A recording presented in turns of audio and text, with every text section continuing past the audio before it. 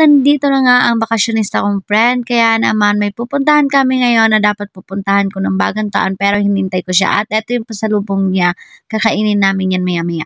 Dito sa Chimchachoy ay pupuntahan namin ang Torx, my favorite. At nang nandito na nga kami sa Chimchachoy, ano ba yung pronounce ko, ay mag-exit kami dito sa B2.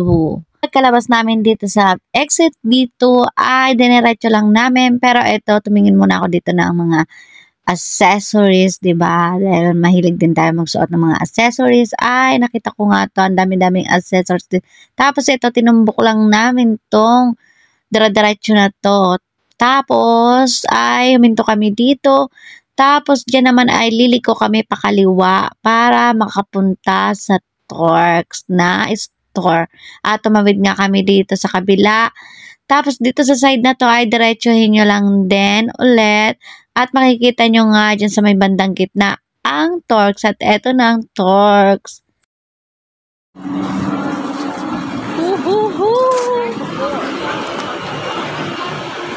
Buti na lang talaga ay may nagbukas na ditong Torx sa Hong Kong at dito to sa Chimchachoy. At syempre, paborito ko ang Torx.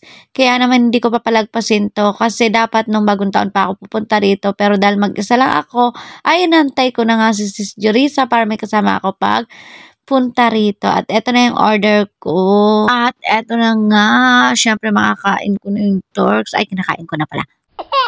Siyempre, kung papipiliin ako, pizza, burger, o ikaw, siyempre, Torx ang pipiliin ko. Hindi ko nga alam kung bakit gustong-gusto ko to, pero nung nasa Pinas ako, madalas akong bumibili nito kasi medyo mura lang sa Pinas, pero dito, ang pricey niya. Kaya nga akong hindi nakatikim nito, ay, binanatan ko na.